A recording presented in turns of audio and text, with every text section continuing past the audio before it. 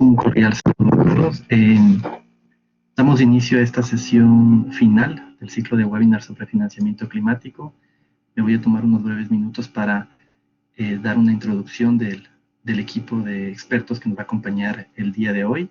Vamos a tener a Marco Durán, quien es especialista en eficiencia energética y cooling. Como especialista en eficiencia energética y refrigeración, Marco está involucrado en el desarrollo de herramientas globales y proporcionó apoyo en el desarrollo de capacidades a los responsables políticos y oficiales nacionales de Ozono de la formulación de políticas energéticas. Marco tiene una doble titulación en Ingeniería Mecánica y en Gestión e Ingeniería en Medio Ambiente en la Universidad de Queens y la Universidad Politécnica de Madrid. También nos acompaña Soledad García, quien es coordinadora de proyectos en eficiencia energética. Soledad es responsable del soporte técnico y coordinación diaria de distintos proyectos nacionales y regionales para el desarrollo e implementación de políticas de eficiencia energética del portafolio de U4E. Soledad es ingeniera industrial de la Universidad Tecnológica de Buenos Aires, tiene un máster en optimización de sistemas de la Universidad de Troyes en Francia y un MBA en energía y desarrollo sustentable. También nos va a acompañar Víctor Mínguez, experto internacional en financiamiento. Víctor tiene más de 15 años de experiencia profesional en ingeniería energética, financiamiento climático y desarrollo de políticas para mercados emergentes. En United for Efficiency, Víctor proporcionó apoyo técnico para el desarrollo de mecanismos financieros para programas de políticas de eficiencia energética. Víctor tiene una maestría en Ingeniería Industrial en la Universidad de Valladolid, un diplomado en Estudios de Gestión de Griffith College y un diplomado en Gestión de Carbono por el GHG Management Institute. Y finalmente, Daniel Magadón, quien es CEO de Basel Energy for Sustainable Energy. Daniel es un especialista en tecnología de energía sostenible, financiamiento y de mercado con más de 25 años de experiencia trabajando para organizaciones privadas y públicas. Ha dirigido BASE, una organización sin fines de lucro con sede en Suiza, dedicada a acelerar inversiones y acceso a financiamiento de soluciones para el cambio climático desde 2007. Daniel tiene un máster en Ciencias en Energías Renovables en el Centro Europeo de Energías Renovables de Bruselas, con la Universidad de Zaragoza, España, una especialización en sistemas híbridos y mini redes de la Universidad de Kassel en Alemania, un MBA en especialización en finanzas en México y un licenciamiento en Ingeniería Civil en México. Con esto me gustaría dar la palabra a Marco, quien iniciará esta sesión. Muchas gracias, Adrián, y muy buenos días a todos. Agradecemos también por acompañarnos en este tercer día del entrenamiento de financiamiento climático y voy a aprovechar esta oportunidad para presentar sobre ejemplos de mecanismos financieros en proyectos nacionales y regionales, particularmente un proyecto que hemos desarrollado en el Caribe en colaboración con BASE, la Agencia para la Energía Sostenible de Basilea, quien Daniel nos acompaña para la última sesión. Para hacer un poco una breve reseña y conectar con los puntos también de la presentación de ayer, bajo la filantropía Kigali Cooling Efficiency Program en U4E hemos desarrollado tres proyectos, estos tres ejemplos de proyectos en donde está el proyecto del Caribe, que vamos a presentar en esta oportunidad, y otros proyectos en Ghana y Senegal, en donde se están haciendo mecanismos financieros para introducir o dar beneficios a la población para adquirir equipos de refrigeración y acondicionamiento de aire sin pagar el costo inicial y los cuales pueden pagar por medio del recibo de la electricidad y también por medio del salario. Esto está haciendo en coordinación con los bancos nacionales y con los diferentes suplidores de equipos en el país, y hay un programa en desarrollo en este aspecto. Luego en Ruanda tenemos otro similar, otra opción de mecanismo financiero que se van a detallar en las otras presentaciones además, en donde se tiene un financiamiento de tipo leasing también para el acceso a equipos más eficientes. Ahora, para pasar a los detalles sobre el proyecto en el Caribe que hemos desarrollado desde el 2018 en colaboración con BASE y el laboratorio de Berkeley. Esta iniciativa no es solamente el tema de mecanismo financiero, pero nos vamos a concentrar en ese tema para el día de hoy. Pero este proyecto incluye lo que fue un estudio de mercado en donde podemos entender cómo se comporta el mercado de refrigeración y acondicionamiento de aire en el país, y esto nos va a dar los insumos necesarios no solo para entender qué mecanismo puede ser efectivo en este mercado, pero sino también para la actividad número dos, que es el desarrollo de una estrategia nacional de refrigeración que conecta los diferentes puntos que son transversales en el tema de refrigeración y acondicionamiento de aire, porque toca muchos sectores de la economía. Luego, pues el desarrollo de un diseño de un mecanismo financiero y la coordinación con las entidades nacionales que van a ser parte de este proceso para ofrecer comercialmente un mecanismo de este tipo. Luego también trabajamos en recomendaciones de estándares mínimos de eficiencia energética y etiquetado. Esto iría ligado también con las listas, lo que llamamos listas positivas de los equipos que van a ser que se van a promover a través del mínimo financiero. Y pues, por supuesto, talleres de capacitación y desarrollo de concientización en la parte de eficiencia energética. El estudio de mercado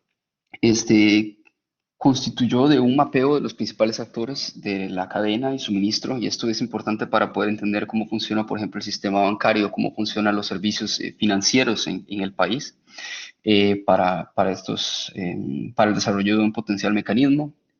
Y por supuesto también quiénes son los suplidores, quiénes son los compradores, dónde están los equipos instalados, qué tipos de equipos tienen instalados y demás.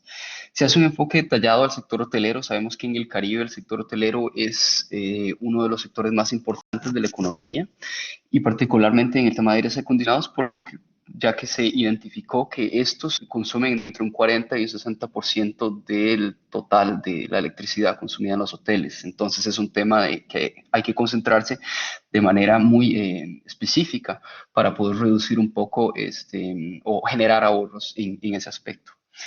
Y pues se tuvieron diferentes etapas en nuevos cuestionarios, entrevistas a expertos y recolección de diferentes datos para poder entender este panorama de cooling en el país, en los países.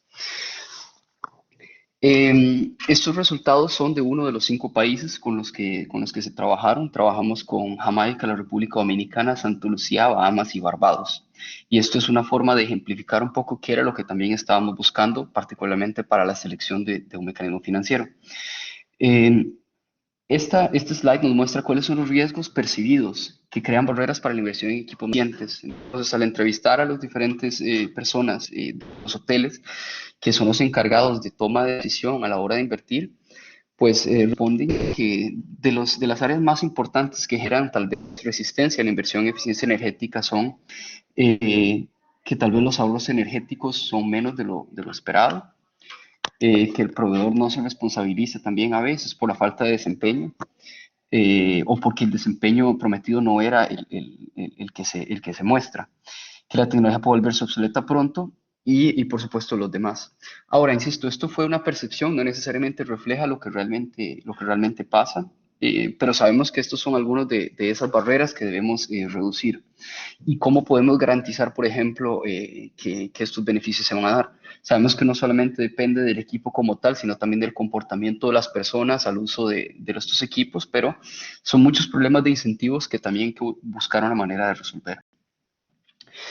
Otro resultado interesante es las prioridades de inversión encontradas en el sector hotelero entrevistado, y en donde se ve que, por supuesto, los hoteleros están interesados también en aumentar la capacidad, por ejemplo, en términos de habitaciones, para poder recibir más clientes y generar mayores ganancias, remodelando el lobby, pues que esto atrae, por supuesto, de primera entrada a nuevos clientes y demás, pero se encontró que las inversiones en sistemas de refrigeración y en eficiencia energética estaban bajas en el nivel de prioridad. Y entendemos que al traer más clientes y al generar más inversión en este aspecto, pueden traer más ganancias, pero otra forma importante de recibir mayor profit o mayor ganancia también es reducir los gastos por medio de la eficiencia energética. Y es un tema que también es importante trabajar en concientización y también en información. Parte del análisis de este estudio concluimos en donde se requiere mayor inversión en eficiencia energética. Por supuesto que existen además otras prioridades de inversión, como presentamos en el slide anterior, que anteceden pues, la inversión en eficiencia energética.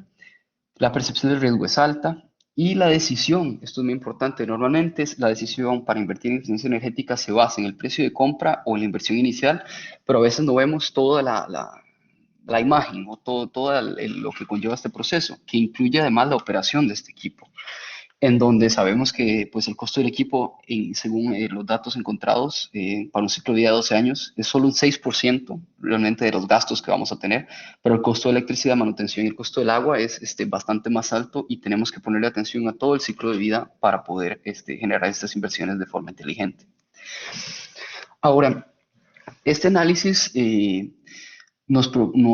se concluye que una de las soluciones que puede resolver estos problemas de incentivos y además disminuir estas barreras de inversión y más es el mecanismo financiero Cooling as a Service, en donde se paga por el uso de toneladas de refrigeración. El cliente no compra su equipo y tal vez como lo mencioné rápidamente ayer, y lo vamos a ver un poco más en detalle, se paga por la cantidad de refrigeración que yo voy a recibir como cliente. El proveedor de la solución invierte y es el dueño del equipo, o sea, quien tiene, pues, ya sea el suplidor o ya sea quien tome la decisión de hacer esta inversión, es quien va a tener ese equipo, le va a dar mantenimiento y va a ser el dueño de este equipo. Si el equipo se daña, pues cambia el equipo para poder continuar dando el servicio que el cliente va a pagar como servicio. Y la operación del equipo está delegada, incluyendo, dependiendo del contexto también legal, la electricidad, el agua y el mantenimiento.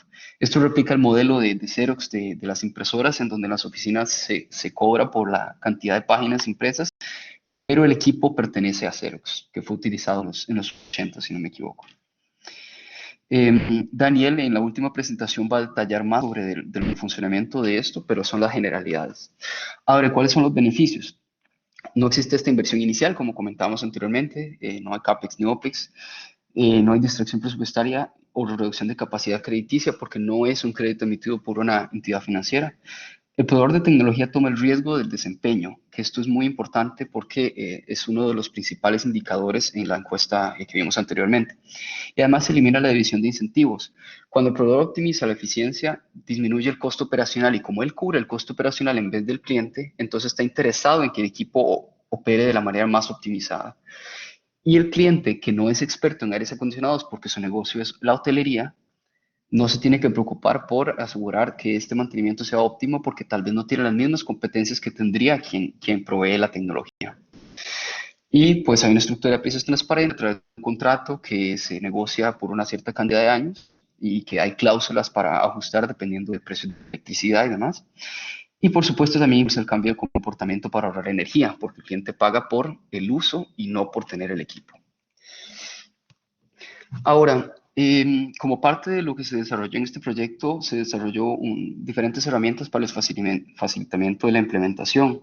Se adapta este modelo de Cooling as a Service a las realidades de los países. En este caso, en República Dominicana y en Jamaica, se hizo un asesoramiento legal para entender la regulación del país y desarrollar un contrato plantilla en donde quienes quieran ofrecer comercialmente este servicio puedan iniciar con este contrato. Se hizo la coordinación con diferentes socios comerciales para ofrecer el servicio en el país y hay un conjunto de herramientas que de hecho están disponibles en el sitio web que pueden ver abajo, el contrato de servicios y también un modelo único para analizar los periodos de retorno y los costos de inversión además.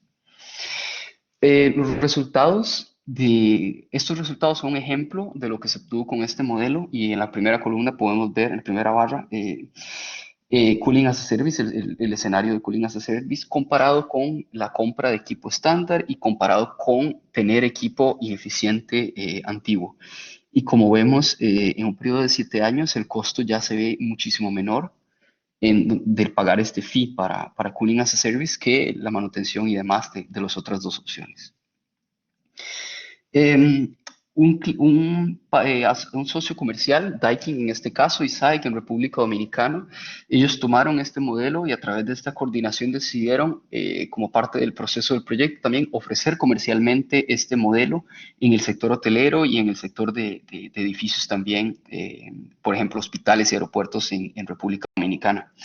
Esto fue en 2019, cuando se trabajó más de cerca con ellos para desarrollar toda la diferente documentación, el marco legal y demás para poder ofrecer este modelo. Ellos tienen experiencia también en proyectos en Japón con modelos similares Se llega a ofrecer esto en diferentes eventos, además, en donde los hoteleros pues, pueden tomar esto como una opción viable, y además hay negociaciones en curso con diferentes otras entidades. Este es un slide tomado igual de la presentación de Daikin, en donde ellos, en este caso, asumen la inversión de la construcción de una planta de agua fría, por ejemplo, y van a cobrar por la cantidad de agua fría suministrada. Y de esa forma es como pueden cuantificar cuánto es el servicio que está utilizando su cliente. Y ellos pues toman el trabajo de mantenimiento, la operación, como explicamos anteriormente, y al final del contrato el hotel puede ya sea recomenzar otro ciclo con otro contrato, o optar por una extensión en el tiempo, o adquirir el equipo que fue instalado, dependiendo de la negociación que haya. Y pues este es quizá el ejemplo que queríamos presentar de Cooling as a Service en esta oportunidad, y estaremos listos para la sesión de preguntas y respuestas al final, y continuamos con mis compañeros Soledad y Víctor para la siguiente presentación. Muchas gracias.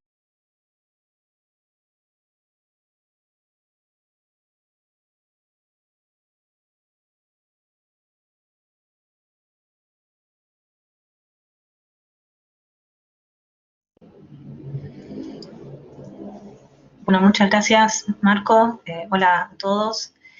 Bueno, ahora vamos a viajar desde el Caribe hasta la otra punta, a Pakistán. Junto con mi colega Víctor les vamos a comentar sobre el proyecto de E4E en Pakistán. Primero, algunas características genéricas como para entrar en contexto, y luego sí ya pasar a los mecanismos financieros que se implementaron. Entonces, este proyecto es en iluminación para el sector residencial, comercial e industrial.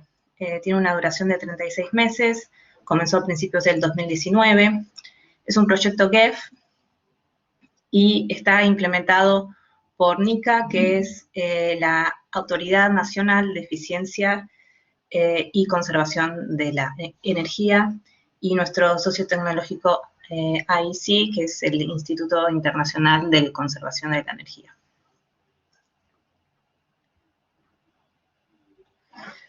Los componentes del proyecto siguen entonces el enfoque de políticas integradas que habíamos comentado antes. Y bueno, comentarles algunas características distintivas de este mercado.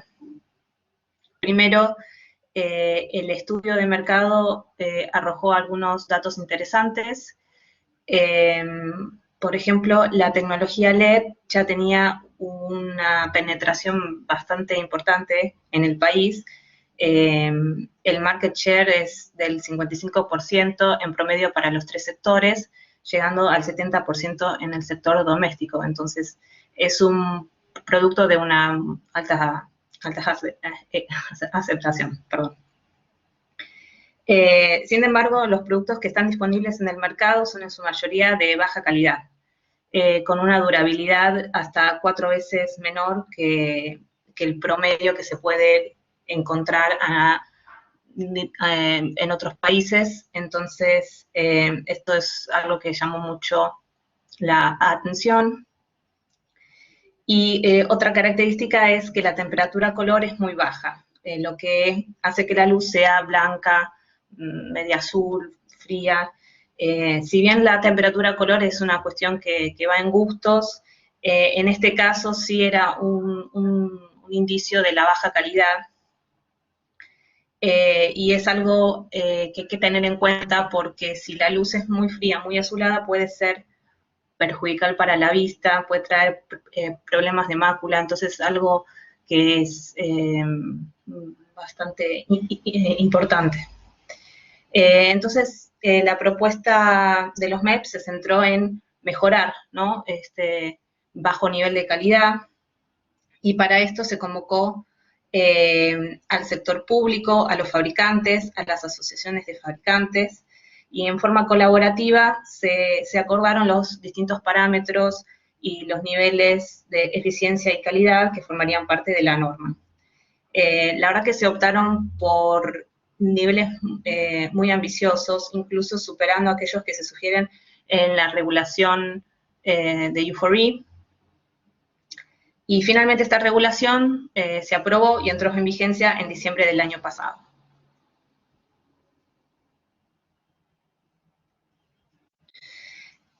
Por otro lado, junto con el desarrollo de MEPS, se propuso una actualización del etiquetado, ¿no? De hecho, los productos LED no tenían un labeling, solamente lo tienen algunos poquitos productos, por ahí los CFL y algunos ventiladores, ¿no? Entonces no estaba tan extendido.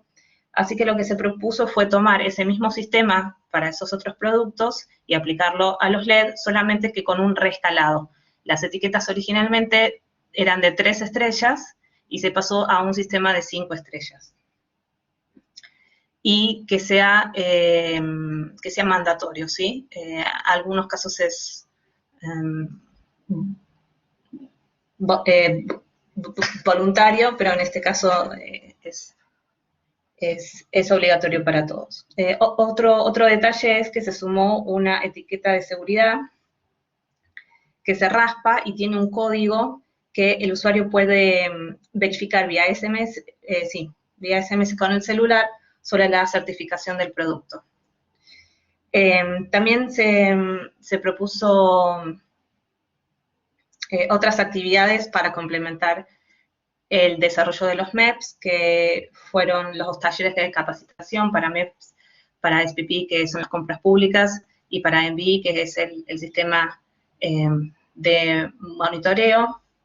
Y también se propuso un sistema de gestión ambiental con foco en la responsabilidad extendida del productor. Por último, una fuerte campaña de concientización en universidades, redes sociales, televisión, radio, no solamente sobre la concientización sobre los beneficios de la tecnología LED, pero también informando sobre la nueva regulación, las fechas en que trabaja en vigencia, los nuevos límites, etc. Así que bueno, esto es a grandes rasgos las actividades que se realizaron, y ahora los dejo con mi colega Víctor para que les cuente más sobre los mecanismos financieros.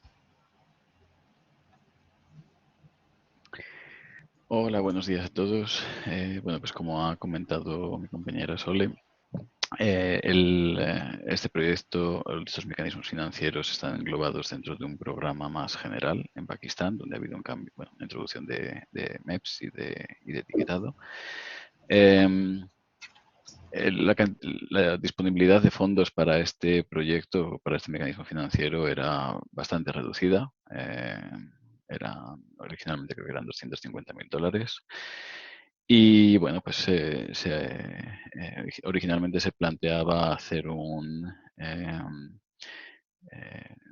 fondo de revolvente de créditos, es decir, que se prestaran créditos, que se prestara para ese tipo de proyectos, y según se iban devolviendo los préstamos, créditos blandos, por supuesto, con créditos de interés más bajos, según se fueran devolviendo, bueno, pues se iban reponiendo, ¿no?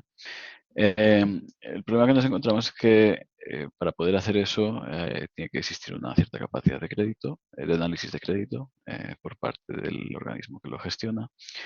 Y bueno, pues el MICA no es un banco, no tiene la capacidad de analizar el riesgo crediticio de clientes individuales. Entonces lo que se buscaba era bueno, pues hablar con intermediarios financieros, con bancos.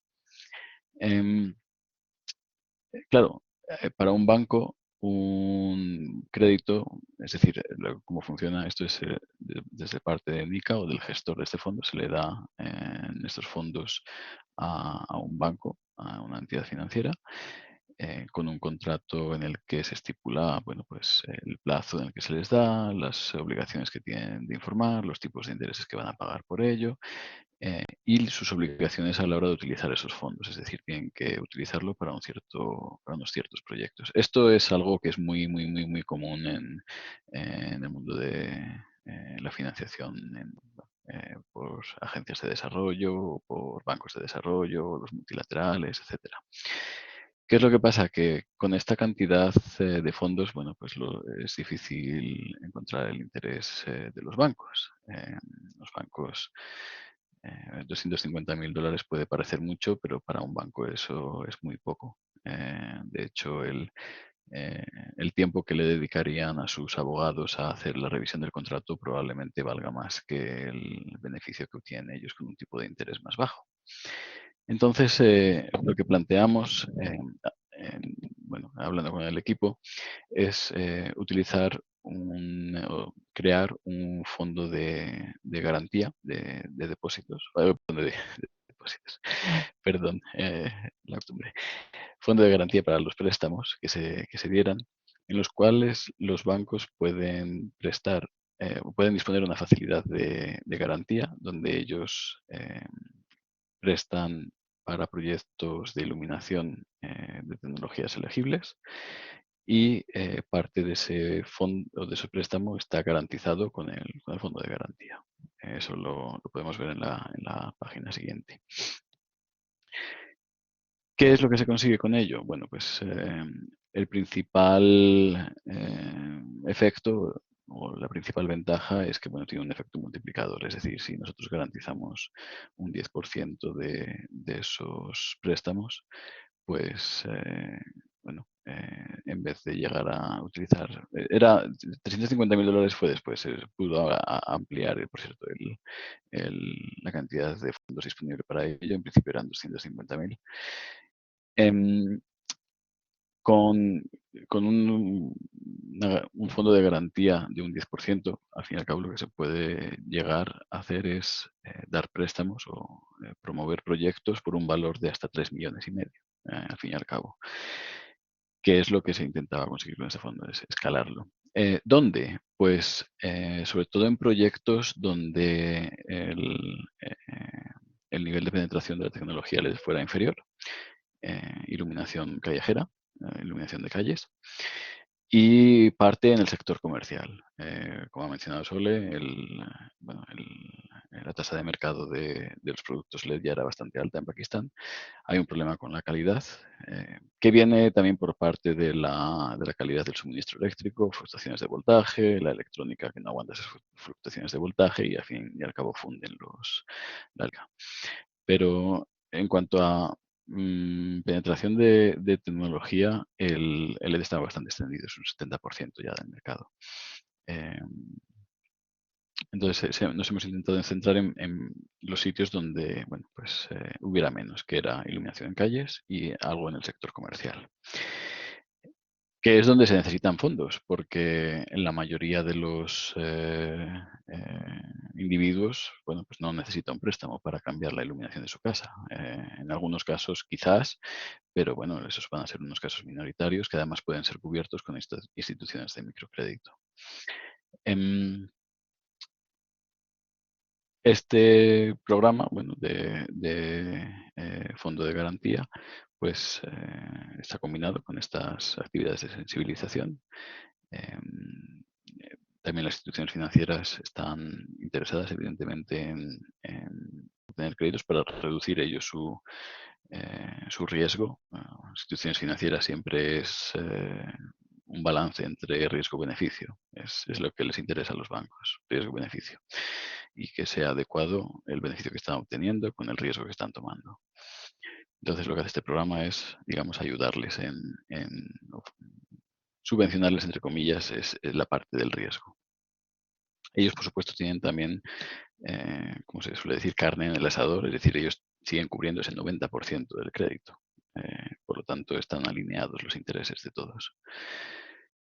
Ya hay 2 proyectos que han sido identificados por NICA. Uno está próximo de cierre, es un complejo industrial. De hecho, este es, bueno, en principio es un piloto. La entidad financiera quiere extenderlo a más complejos industriales o zonas industriales. Creo que no es una free trade zone agreement, pero es un complejo industrial donde hay varias empresas. Y también hemos tenido novedades de que bueno, hay un banco que puede estar interesado de hecho, en tomar el resto de los créditos como un préstamo. Eso nos ha sorprendido un poco, pero bueno, el equipo local lo está investigando. Y si se puede ser, pues bienvenido sea. Es decir, si el banco está interesado en tomar esos fondos como un préstamo, pues un préstamo blando, evidentemente, eh, estupendo. Normalmente por estas cantidades no suelen estar interesados. Pero bueno, se verá, esa parte se va a ver. En la siguiente pantalla explico brevemente cómo funciona el fondo de garantías. Hay un cliente, digamos, final, que es el que recibe el proyecto por parte de un instalador, un suministrador que está hecha. El cliente busca un crédito, bien sea para la iluminación pues, de su empresa, de housing societies. Por ejemplo, el tema de iluminación callejera o iluminación de calles es un tema complejo porque puede entrar desde el punto de vista público o desde el punto de vista privado. En Pakistán hay muchas sociedades em, que llaman housing societies. Son, bueno, pues, como no llegan a ser fondos de pensiones, pero son empresas que se dedican a construir y luego alquilan esos apartamentos. Sobre todo con un tipo de clientela muy concentrado. El caso más llamativo o más representativo es la Housing Society de los exmilitares, para las familias de los militares, que es una institución aparte, que ellos compran terrenos, desarrollan casas y desarrollan urbanizaciones enteras. Y de hecho tienen sus mayores costes de operación en estos complejos es la iluminación en calles. Con lo cual porque ellos se encargan de esa iluminación, están interesados en mejorar esa eficiencia. Los prestamistas, los bancos que dan ese préstamo, pueden acceder a un fondo de garantías, a este proveedor de garantías. Hay, por supuesto, un contrato marco de provisión de garantías, donde se establecen todos los parámetros. Y en el caso de que el cliente deje de pagar, se ve en el segundo gráfico, pues entra el fondo de garantías para cubrir un porcentaje de esas pérdidas. Esas pérdidas tienen que llegar a ser realizadas, es decir, no vale con que el cliente salte un pago, es decir, hay todo un proceso de recuperación de activos y al fin y al cabo se hace un balance, es decir, cuando ya hay un crédito que ya los bancos hacen el write-off, es decir, ya mal crédito que ya acumulamos, reservamos, se dedican reservas y ya se elimina, digamos, de la cartera. Ahí ya es cuando se hace el balance final de cuánto cubre el fondo de garantía. Y bueno, pues esto es. Paso la palabra al siguiente compañero. No sé si era Daniel o... Sí. Muchas gracias. Hola, gracias, Víctor. Hola a todos, es un gusto y espero que estén sanos y seguros ahora con esta pandemia. Y bueno, a mí me han pedido hablar de los modelos e instrumentos financieros para eficiencia energética. Voy a compartir un par de experiencias que hemos tenido en varios países de América Latina. Y espero que sea interesante. Bueno, primero, muy rápido, ¿quiénes somos? BASE es un organismo que está en Suiza. Hemos estado operando por los últimos 20 años, estamos celebrando este año nuestros 20 años, y nos dedicamos somos un tipo de laboratorio que se dedica a desarrollar instrumentos financieros y modelos de negocio que ayuden a acelerar inversiones en diferentes soluciones. Entonces, trabajamos mucho en estas áreas, en energía renovable, en eficiencia energética, en acceso a energía, en movilidad eléctrica. Estamos muy activos en el área de buses eléctricos y también en financiamiento climático. Trabajamos mucho con organismos multilaterales, por ejemplo, en Latinoamérica con el BID, con el Banco Interamericano, con la CAF, Trabajamos mucho con el Banco Centroamericano, Integración Económica. También trabajamos, obviamente, muy de cerca con el PENUMA. Es para nosotros un socio estratégico y son parte de nuestro consejo. Y bueno, con otras entidades que están muy activas en Latinoamérica. De hecho, hemos estado bastante activos en los últimos años en Latinoamérica con varios proyectos, probando varios modelos de negocio en el área, en este caso de eficiencia energética, en Colombia, en Perú, en Ecuador, en México, en Chile, en Uruguay, en Argentina, probando diferentes tipos de modelos de negocio. Algunos de ellos están operando actualmente. Nada más un poquito para centrar y para que todos estemos en el mismo canal. Eficiencia energética es un área compleja, es un área muy diversa y muy fragmentada también. No es lo mismo hablar, y aquí menciono algunos tipos de eficiencia energética en el sector residencial que en el sector comercial o industrial, o en el sector público, o en el sector de transporte. Cada uno tiene sus propias barreras, sus propios retos, sus oportunidades, y no se puede tratar de solucionar todo con un mismo instrumento o con una sola tipo de modelo de negocio, ¿no? En México decimos que hay muchas formas de matar las pulgas. Bueno, hay muchas formas de ver y de atajar el tema de eficiencia energética. Uno de los, digamos, retos que tiene eficiencia energética en general es que normalmente son tecnologías que representan un costo mayor un costo inicial mayor a un equipo convencional.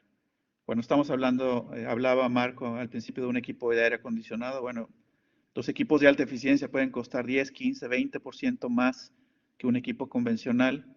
Y normalmente hay que convencer al que va a tomar la decisión del otro lado de que tiene que pagar esa diferencia con una expectativa de que a futuro se van a generar ahorros mayores al equipo convencional. ¿Qué es lo que muestra esta gráfica?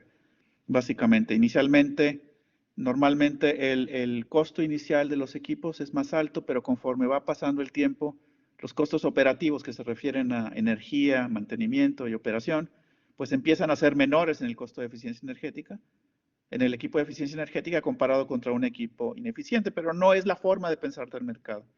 El mercado es muy sensitivo al precio inicial, e incluso en el sector público, normalmente se tiende a priorizar la propuesta más costo eficiente sin necesidad de ver más allá de los costos, ¿no? Entonces es parte del reto y aparte también presenta ciertas circunstancias de riesgo y de percepción, porque si yo soy una empresa, un hotel como los que mencionaba Marco o una industria que tiene que tomar una decisión para invertir en un equipo de eficiencia energética, pues normalmente es el inversionista el que acaba absorbiendo ese riesgo de que se lleguen a alcanzar o no los ahorros. Y desgraciadamente vivimos en un mercado donde, nuevamente en México usamos mucho esta frase, nadie vende pan frío, todo el mundo vende lo mejor de lo mejor.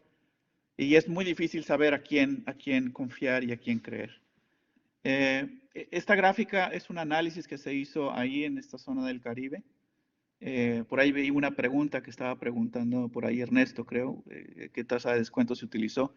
Básicamente se utilizó la tasa de descuento comercial que se tiene en los hoteles, ahorita no recuerdo. Para ambos casos creo que andaba o rondaba por el 10%.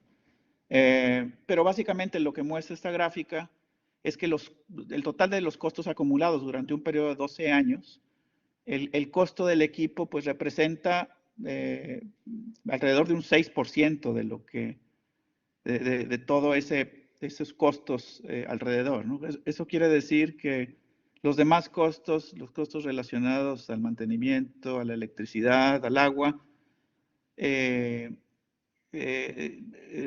normalmente no son tomados en cuenta a la hora de yo tomar una decisión. Siempre nos vamos, o la gente se va a tomar una decisión sobre un equipo solamente basado en esa pequeña rebanada de pastel que ahí tiene un puntito rojo. Y ese es parte del reto que hay que romper, parte de las barreras, ¿no? Y aquí es donde se requiere ser innovadores y hacer cosas diferentes, porque si no las hacemos diferentes, pues vamos a seguir cometiendo los mismos errores que hemos venido haciendo.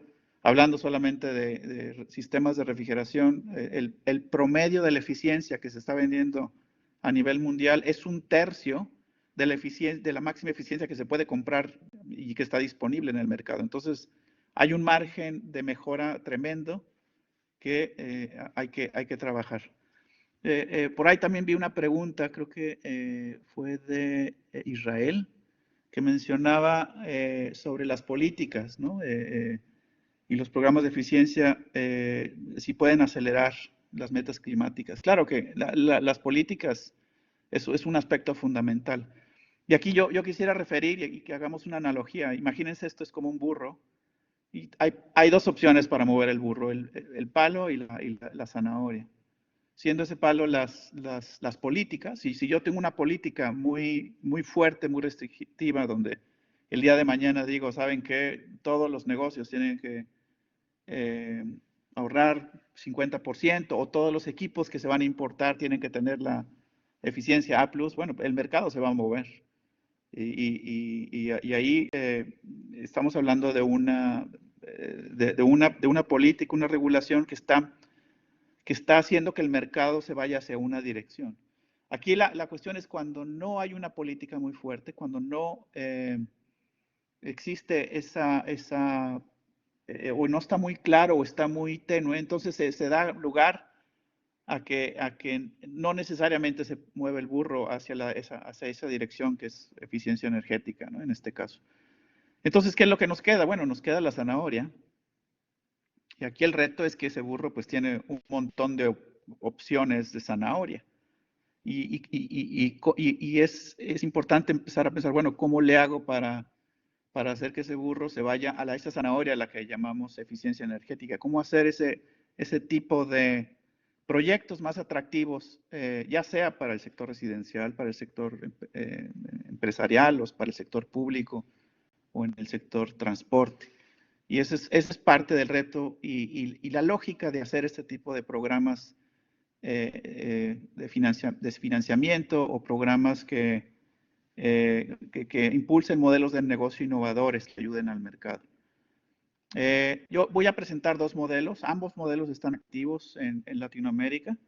Este primero, al que llamamos nosotros el Energy Savings Insurance, de hecho empezó a operar en Colombia. Ahorita ya es un programa que ha logrado permear. Empezamos a trabajarlo con un banco de desarrollo que se llama Bancoldex. Posteriormente, bueno, conjuntamente con el BID, posteriormente recibimos algunos recursos del gobierno danés y dio oportunidad a expandir el programa a México, El Salvador, Chile, que se está recientemente estrenando, en Perú, que está en desarrollo, Brasil, que también ya está operando, y se tiene planeado también en Argentina y Paraguay. Es un programa que empezó curiosamente en Colombia y ahora lo exportamos a Europa. De hecho, estamos también haciendo esfuerzos para que se implemente en España, Portugal, Italia, y empezamos este año también a implementarlo en Eslovaquia, Croacia y Grecia. Incluso lo hemos logrado mandar a Asia, a algunos países como Mongolia, India y Turquía. Entonces, ha surgido mucho interés a través de este programa.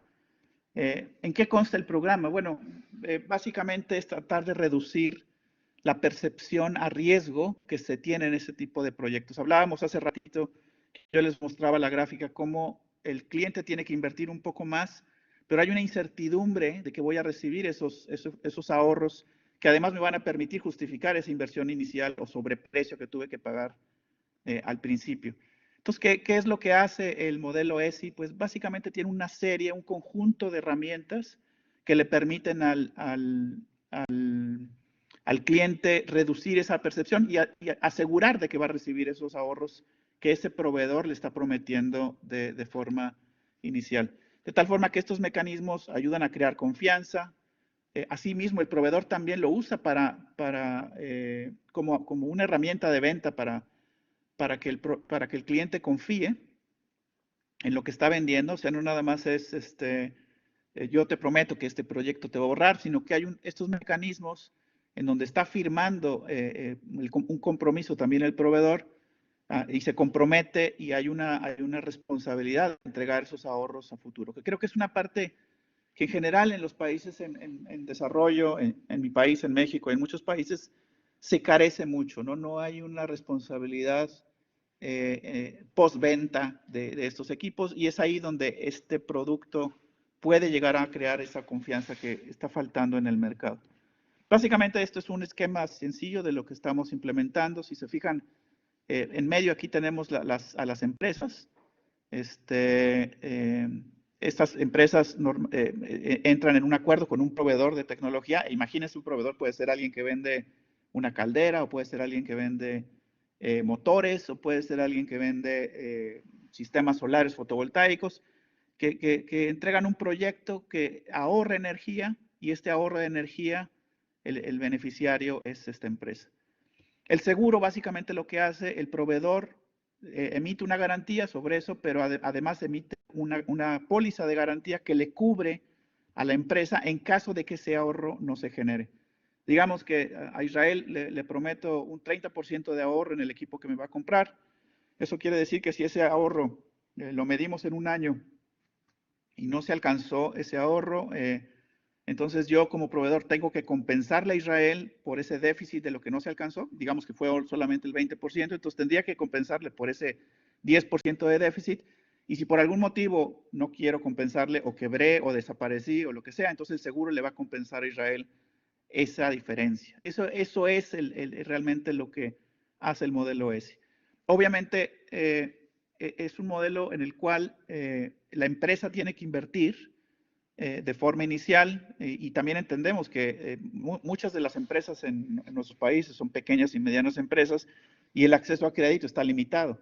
Entonces buscamos también darles acceso a financiamiento competitivo a través de la banca de desarrollo o a través de otros instrumentos, y además ofrecerle a estos intermediarios financieros algunos instrumentos de garantía que puedan existir en el país, ¿no? Por ejemplo, en el caso de Colombia, el Fondo Nacional de Garantías, o a través de COFIDE con las garantías que se están estableciendo, o en México hay ciertos instrumentos que ayudan a facilitar el acceso a crédito a estas empresas.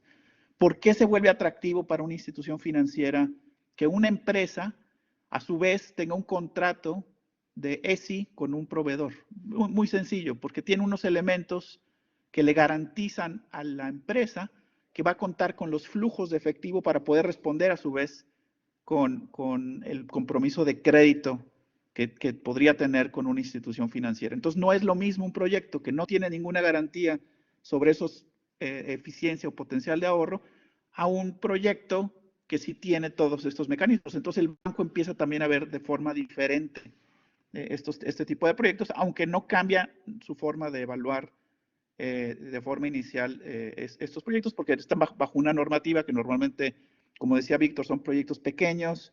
Relativamente, los bancos se rigen bajo una regulación nacional donde tienen que evaluar básicamente la capacidad de crédito de la empresa, tienen que evaluar que haya las garantías necesarias, y tienen que evaluar también que la empresa no haya o no esté en el buró de crédito, ¿no? Entonces, eso no lo vamos a evitar, pero sí hay un factor que hace que este tipo de proyectos tenga un cambio a la hora de evaluar. Básicamente, el modelo consta de estos 4 elementos. Por un lado, en estos países se ha desarrollado un contrato modelo en el cual la idea es facilitar esa negociación entre un proveedor y un cliente. Y es muy sencillo, es un contrato, imagínense un contrato de venta y suministro, que lo único que tiene además este contrato es unas cláusulas en las cuales el proveedor le garantiza al cliente unos ciertos ahorros, una cierta eficiencia, basado en unos parámetros de operación.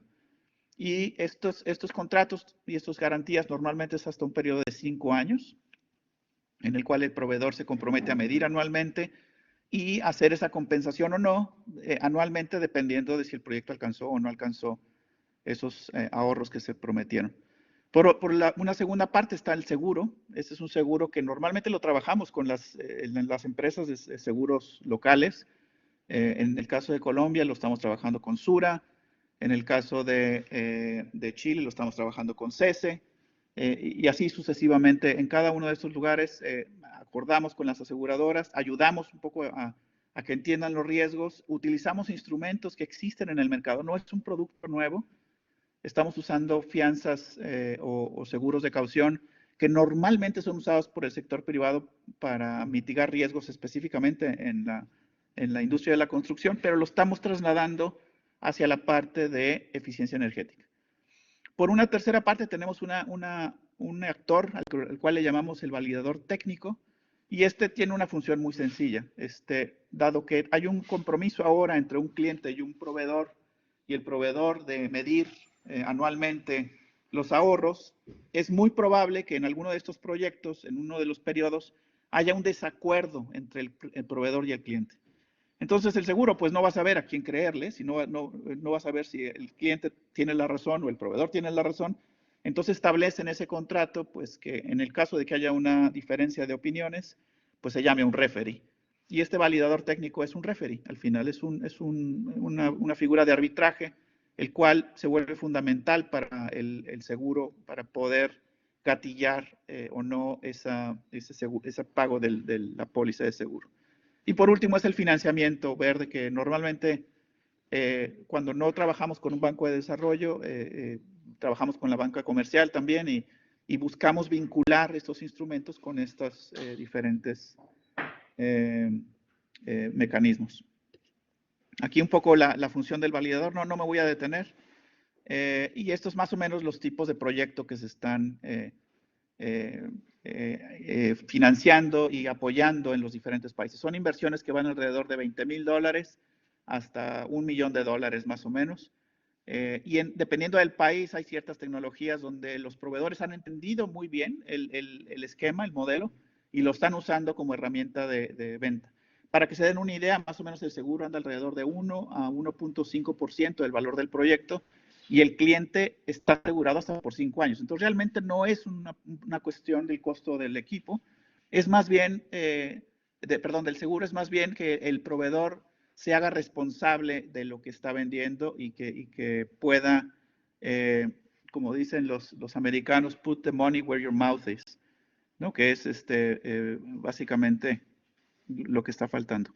Bueno, este es uno de los modelos, el Energy Saving Insurance, y el otro es un poco hablando sobre lo que decía Marcos, del modelo de Efficiency as a Service, el término que más se ha usado, que es un poco trabalengua, se llama servitización, que viene de servicio, o pago por servicio, o pago por uso, en el cual, como decía Marcos, es un modelo que no es nada nuevo, porque se ha venido aplicando en las copiadoras, como decía, en Xerox, donde uno no tiene que comprar la copiadora, sino paga por número de copias al final del mes, pero lo estamos trasladando hacia la parte de eficiencia energética. ¿Eso qué significa? Que el cliente no tiene que pagar por el equipo, no tiene que hacer la inversión, no tiene que distraer recursos, no tiene que endeudarse porque es fuera de balance, simplemente paga por el servicio que está recibiendo, de la misma forma como cada uno de nosotros pagamos a la empresa de energía la luz, la electricidad o el agua. No es que nosotros tengamos que invertir en una planta de energía, sino simplemente pagamos por un servicio y hay un contrato de servicio. Básicamente hay dos actores aquí. Hay un proveedor que es el que instala el equipo. Por ahí también creo que veía una pregunta, ¿cómo se vende esto? Bueno, incluso hemos estado apoyando proyectos, por ejemplo, en aeropuertos o en hoteles. Es muy común poner un precio por tonelada de refrigeración, o hay proveedores muy creativos, en el caso del aeropuerto, donde tasaron el uso del aire acondicionado por pasajero y se vieron muy inteligentes porque el aeropuerto recibe su ingreso por pasajero. Entonces le dijeron al aeropuerto, bueno, yo te voy a cobrar por pasajero que recibas. Y como esta es información pública, les permitió muy bien estimar, e incluso en esta época de COVID, ¿no?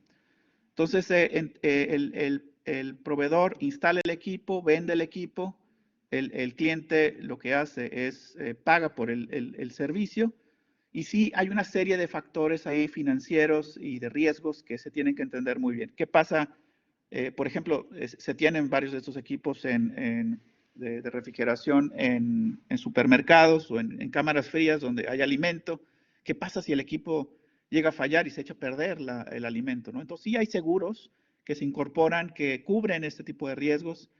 ya sea que porque falló el equipo, le cayó un rayo o se lo robaron, lo que sea, pero sí hay elementos que permiten mitigar el riesgo.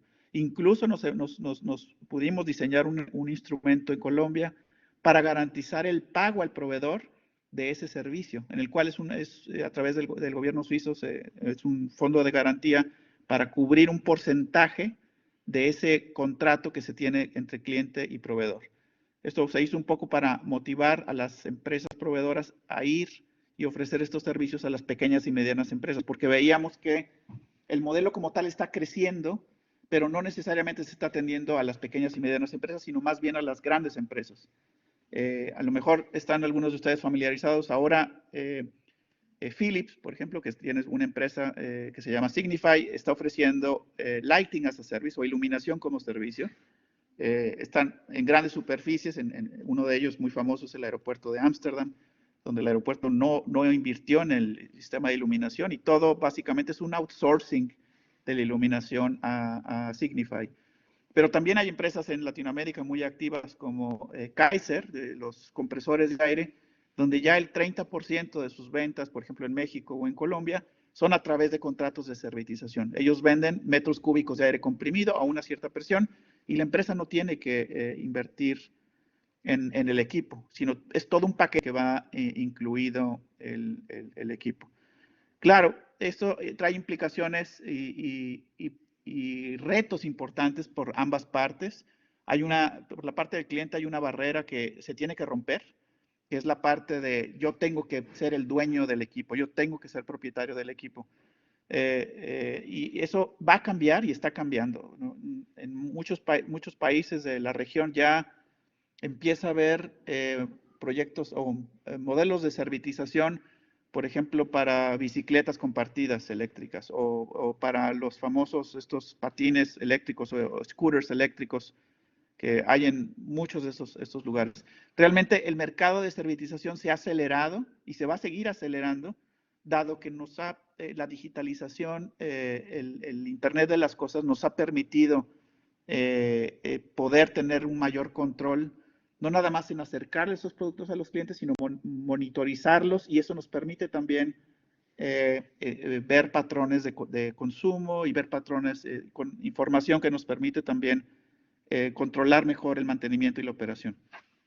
Entonces, otra de las partes críticas para implementar esto, ahora desde el punto de vista del proveedor, imagínense un proveedor como Daikin, que está acostumbrado a reportar a sus socios y a su consejo ventas anuales, pues ahora resulta que no va a andar reportando las grandes ventas, sino van a ser ventas de servicio, que ciertamente es una relación más a largo plazo y es una estrategia de fidelizar clientes en vez de una estrategia de vender y tener una relación de corto plazo. Entonces hay un cambio interno que requiere también apoyo para estructurar o para ayudar a tasar, a tener un precio, una estrategia de pricing sobre este tipo de productos. ¿Cómo tasas una tonelada de refrigeración en un equipo de aire acondicionado, por ejemplo?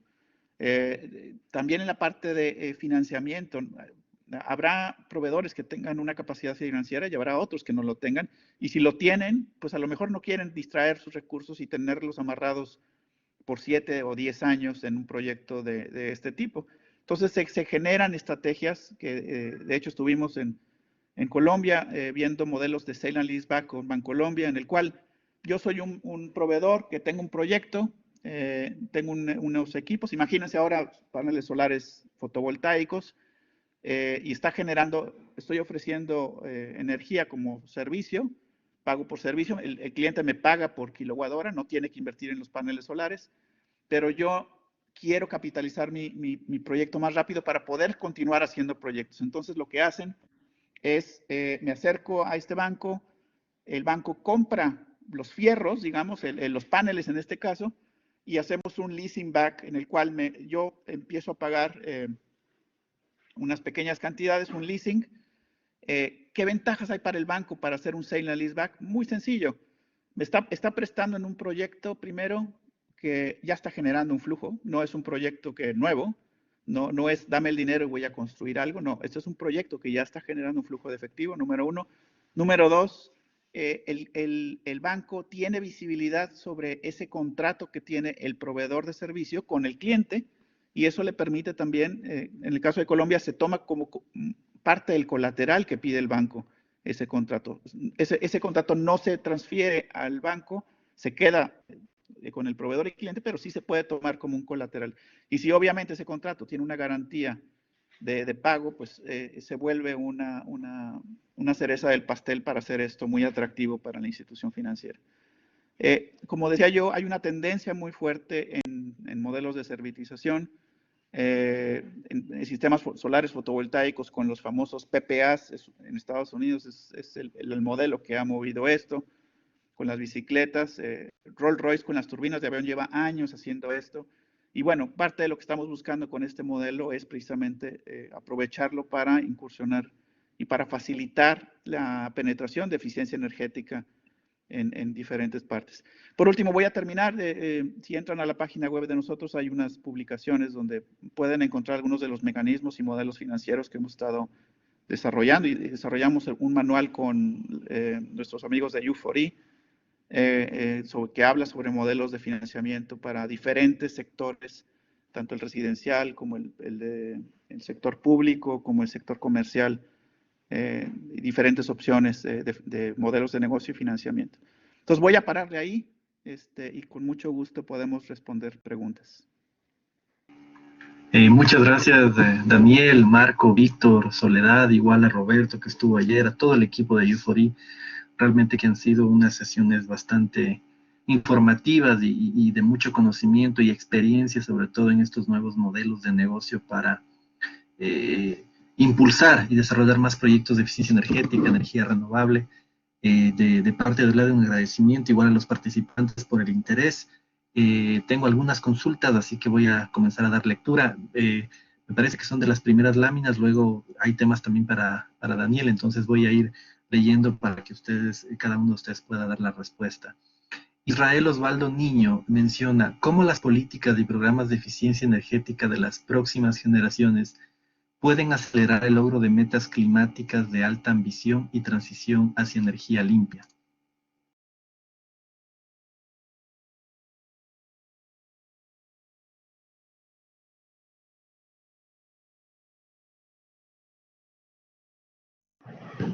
Disculpen, estaba con el mute activado. No, efectivamente, o sea, todo esto al final son incentivos para poder moverse en la dirección a la eficiencia energética. Yo creo que Daniel también dio una reseña pues un poco más amplia en su respuesta, pero nada más recuerdo que efectivamente es importante incentivar que vayamos en esa dirección, y todo esto son mecanismos de zanahoria, como mencioné. Sí, fue muy didáctico esa lámina, ¿no? De las dos formas de incentivar o de conducir a que el mercado se mueva hacia el tema de eficiencia, ¿no? Tengo una consulta de Ernesto Elenter. ¿Cómo se determina el precio del frío entregado? ¿Es por TR entregada? ¿Cómo fue la experiencia real post de implementación? ¿En cuántos casos ya se implementó en el Caribe? ¿Ha ocurrido que suba la demanda de frío y el cliente termina pagando más que antes, pero dando mayor confort a los huéspedes? Sí, bueno, vamos por partes, quizás sí. Efectivamente, la oferta comercial que se hizo por parte de Daikin fue por tonelada de refrigeración entregada, tenía un precio fijado en el contrato.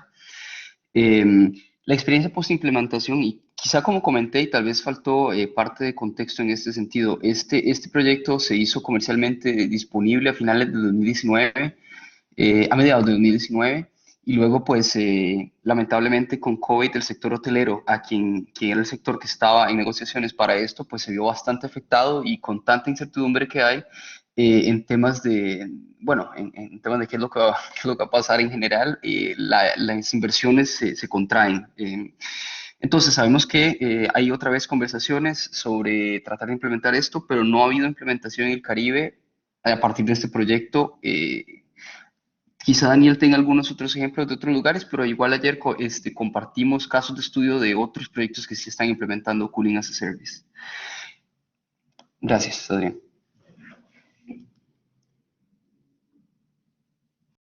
Sí, yo aquí puedo complementar. Efectivamente, bueno, no fue un momento apropiado, específicamente porque estaba muy enfocado en el sector hotelero en el Caribe y nos agarró en el inicio, ¿no? Pero hay muchos ejemplos de lo que hemos estado logrando hacer, incluso en medio de esta pandemia.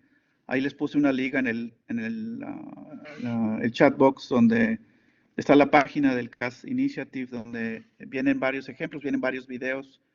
Yo resaltaría que es un modelo que tiene varias virtudes. Entre ellas, por ejemplo, la parte en edificios, infraestructura, donde se tiene un propietario y se tienen muchos arrendadores de eso, ¿no? Por ejemplo, imaginemos un centro comercial, un mall, y en estos casos, o un edificio de oficinas, y en este caso no hay un incentivo realmente fuerte por parte del propietario por invertir en eficiencia energética, porque ellos no pagan la energía eléctrica, la acaba pagando los que están rentando. Cosa que el modelo de as a service revierte un poco, porque aquí uno puede implementar medidas y el que va a pagar ese servicio es precisamente el arrendador. La pregunta era por ahí si es más barato, ¿no? A la larga es más barato el servicio. Si uno hace la cuantificación de un equipo de 20 años de viejo comprado contra un equipo de alta eficiencia, siempre va a ser un costo mucho más barato por tonelada de refrigeración, ¿no? Pero nuevamente, hay que romper barreras. Les puedo platicar una muy rápida anécdota que me sucedió, por ejemplo, en El Salvador, en uno de los últimos viajes que logré hacer antes de la pandemia, donde estaba en el hotel. Hay un hotel muy bonito en San Salvador que se llama el Sheraton, y estábamos hablando precisamente estaba yo con un proveedor de aire acondicionado y me decía, es que yo le hago mantenimiento a este hotel y tiene un equipo más ineficiente y paga una cantidad de energía eléctrica impresionante. Y yo decía, bueno, ¿y por qué no lo cambia? Y en ese momento iba pasando el dueño del hotel. Me dice, mira, ahí está el dueño del hotel. Pues me acerqué a preguntarle. Y le digo, bueno, me presenté y le pregunté, oiga, me están diciendo que tiene usted un equipo de 22 años de viejo de aire acondicionado. ¿Por qué no lo cambia? Y se me queda bien y me dice, ¿por qué voy a cambiar algo que ha funcionado perfectamente por los últimos 22 años, ¿no? Entonces ahí se da uno cuenta que hay unas barreras que definitivamente hay que romper. La cantidad de energía eléctrica que ese hotel pagaba, estamos hablando de cerca de un 20% de los costos operativos. Entonces, sí hay necesidad de hacer un esfuerzo, no nada más en la parte de estructurar el modelo, sino de crear conciencia, de fortalecer capacidades y de romper esas barreras. Interesante lo que complementas, Daniel. Sí, esas barreras son las que son difíciles y creo que es el reto de los técnicos, de los especialistas, porque generalmente en las áreas administrativas o de gerenciamiento estos temas pues no lo conocen mucho, ¿no? Si está operativo y no hay más consultas al respecto, pero en en una lámina, una presentación no puede señalar estas posibilidades de reducción de emisiones, de reducción de gastos y de poder implementar algo que sea más eficiente y que tenga beneficios económicos, ¿no? Creo que ahí el reto para todos desde nuestras trincheras, digámoslo así, ¿no? Adicional, tengo una consulta de Estelvina Rodríguez. ¿En qué consiste el proyecto aplicado en Paraguay? Sí, bueno, básicamente ayudamos al BID para apoyar a la AFD acceder fondos del Fondo Climático Verde, y parte de estos fondos van a ser enfocados a eficiencia energética para implementar el modelo ESI que yo les mencionaba anteriormente, el del Energy Saving Insurance. Perfecto. Hay una consulta interesante de Cruz Rafael García. En los casos de servitización, los clientes pueden solicitar a los proveedores cambios en los equipos en caso de que las regulaciones en el país cambien en el tema de etiquetado, deban ser mejoradas o más exigentes. Sí, aquí es importante entender, también hay unas ciertas dinámicas y unas ciertas cuestiones que se tienen que respetar, ¿no? Cuando yo soy un proveedor que ofrece un servicio de servitización, también estoy esperando recuperar mi inversión en un periodo de tiempo. Normalmente son contratos que tienen un periodo de tiempo determinado, que puede ir de 5, 7, 10, o hemos visto hasta de 15 años. Y hay salidas del contrato, obviamente, hay salidas de que si el cliente no quiere más, bueno, pues hay un pago, una penalización que tiene que pagar el cliente. También hay unas cláusulas en las cuales hay un consumo mínimo, en algunos casos, en algunos no, pero en algunos sí, porque bueno, igual puedo yo apagar el equipo y no usarlo en todo el año, entonces tampoco va a permitir que recupere la inversión el proveedor. Yo creo que es importante analizar ambos puntos de vista. Hay unos casos sumamente interesantes que yo creo que son para reflexión. Lo voy a platicar muy rápido.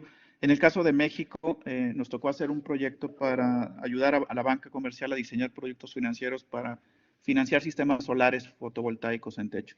Y se hizo un análisis completo. El mercado en México estuvo durante mucho tiempo y todavía sigue muy competitivo en términos de contratos tipo PPAs, donde básicamente las empresas, muchas americanas, llegan, ofrecen estos sistemas a instalarse en techos, tanto en la industria como en el residencial. El usuario no tiene que invertir, solamente paga por el kilowatt hora por los siguientes 15 o 20 años, que incluso tiene un beneficio doble, porque el precio de la energía es más barato que el precio que se compra. Y número dos, al tener este precio este consumo de energía por parte de los paneles, el consumo se baja y la tarifa baja, porque como en muchos países de Latinoamérica, el precio va subiendo conforme también el consumo va subiendo. Entonces, al bajar el consumo, bajo también la tarifa. Sin embargo, una de las barreras de entrada por lo que no se ha logrado expandir, porque uno se preguntaría, bueno, si no tengo que invertir y pago menos, pues debería de haber muchísima gente que quisiera esto, pero no es el caso. Y una de las barreras que se encontró una empresa de emprendedores jóvenes mexicanos es que una de las barreras de entrada era el periodo de tiempo. O sea, me estás obligando a mí a firmar por 10 o por 15 o 20 años y ese compromiso detiene a muchas personas. Entonces, ¿qué es lo que hicieron ellos? Muy fácil, dijeron, bueno, vamos a hacer contratos de 3 años, como los teléfonos celulares. Claro, cuando uno se pregunta, bueno, oye, pero es que en 3 años no alcanzas a recuperar la inversión. Y ellos dijeron, bueno, lo que pasa es que nuestro sistema es tan robusto que yo lo puedo tomar y mover a otro lado, número uno. Y número dos, el cliente normalmente está tan contento que el porcentaje de gente que quiere cambiar es muy bajo, o sea, no llega ni a 1 o 2% de los clientes. Y ese 1 o 2% ya está cuantificado también en el costo de la energía. Entonces, es cuando uno dice, bueno, se rompen esas paradigmas y esas barreras que habría que analizar, ¿no? En este caso específico, ¿qué pasa si cambia la normativa? ¿Habrá alguna forma de equipos muy estandarizados de recambiarlos o no? Puede ser. Servitización, la ventaja que tiene es que, dado que el equipo nunca pasa a manos del cliente, siempre pasa a manos mías, o sea, al cliente realmente no le interesa si es el equipo X o Y, siempre y cuando tenga las condiciones de servicio y la eficiencia que se está prometiendo. Normalmente el proveedor busca tener un equipo muy robusto que al final de la vida útil o de la vida del contrato o en algún punto se pueda volver a hacer un retrofit de ese equipo sin necesidad de tirar y volver a poner otro. Y esto viene a traer también conceptos que se están mucho usando acá en Europa y que empiezan a permear en Latinoamérica, que es el concepto de economía circular. Sí, muy interesante esa reflexión porque ya el proveedor o el que fabrica el equipo no tiene el objetivo de vender más equipos, sino de hacerlos más robustos para que el servicio sea el que cumpla la expectativa del cliente, ¿no? Y como bien dices, ese tema va muy relacionado a economía circular porque no sigo botando al mercado equipos a números gigantescos en vez de tener ese respaldo como productor y como proveedor de un servicio en que estos sean más fiables y los puedas a la larga utilizar o reutilizar con algún cambio interno, pero sin tener que invertir más y que en el mercado salgan más equipos, ¿no? Esa reflexión es muy interesante, es el cambio de este paradigma en cuanto al tema de los servicios y el tema de comprar también un equipo. Como bien decías, a veces los dueños lo que quieren es tener el equipo a nombre de ellos, pero si su giro de negocio es vender alimentos, el tema de la cadena de frío es parte de, pero no es del giro de negocio. Podría ser una servitización importante, ¿no?, en los supermercados, justamente como ejemplo, ¿no? Y sobre eso, Israel Osvaldo Niño señala, hay experiencias en centros comerciales, malls, en estos espacios hay necesidades de iluminación, aclimatación, bombeo de agua, y están organizados como gremios. Sí, sí, es definitivamente donde hay mucho más. Yo mencionaba que es precisamente normalmente los proyectos más difíciles de hacer, porque tienes por un lado alguien que tiene que invertir y el otro, y no necesariamente es el mismo que paga la energía eléctrica. Entonces, hemos visto proyectos en Costa Rica de edificios de oficina, en centros comerciales en Colombia y en otros países, ¿no? Quería yo mencionar, el tema de servitización tiene mucho potencial. Actualmente estamos trabajando muy fuerte en países como India o Nigeria en el tema de reforzar la cadena de frío. Y bueno, seguramente han visto que la cadena de frío se volvió un tema fundamental ahora en la pandemia, no nada más para hacer llegar la comida en unos tiempos difíciles, sino también para una distribución de vacunas y para una serie de necesidades. Entonces ahí donde estamos estructurando modelos de negocio e instrumentos para poder contar con estos centros de refrigeración que ayudan a reducir, por un lado, el desperdicio de la producción agrícola, que hay un alto porcentaje que se desperdicia por no tener acceso a cadenas de frío, y por el otro lado se le da la facilidad a los agricultores de acceder a estos servicios sin necesidad de invertir, sino pagar solamente por lo que están refrigerando. Exacto, exacto. Y también el tema de mantenimiento, ¿no? Que a veces, o el manejo de los equipos, que no son los especialistas que los fabricaron, sino vienen a ser personal técnico que se está familiarizando. Entonces hay ese gap de cómo sacarle más provecho, cómo hacerlo trabajar en un punto óptimo, ya en términos técnicos, ¿no? Bueno, creo que Daniel compartió también un enlace en el que ustedes pueden ver más iniciativas de este tema de servicios. Así que con eso yo cerraría. Agradecerles nuevamente, Daniel, muchísimas gracias por la apertura, por esta experiencia, igual a Soledad, magnífico el trabajo de Euforía, a Víctor, a Marco, a Roberto, a Miquel también, que estuvo, no se me escape ningún nombre, que de todos los presentadores durante estos 3 días, los participantes igual tienen las grabaciones y tienen el material en el portal de Cape Black, y comprometerlos a que sigan nuestras redes, sigan la plataforma. En la plataforma tenemos grandes cursos disciplinarios, así que esta herramienta está a disposición también de U4E cuando deseen, abiertos a poder sacar otro seminario, otro webinar.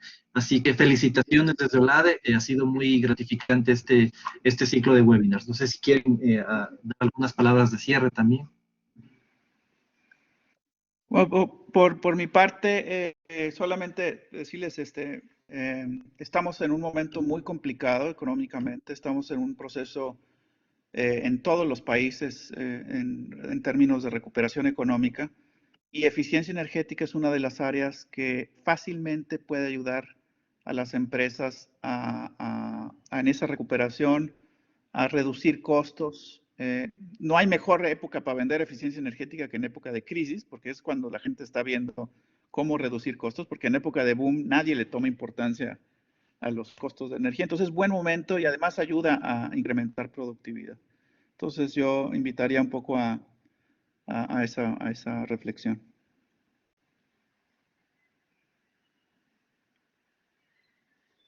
Muchas gracias, Daniel. No sé, Soledad, Marcos, si están todavía en línea, cerrar con sus palabras. Igual, muchas gracias por la apertura y por el apoyo, Soledad.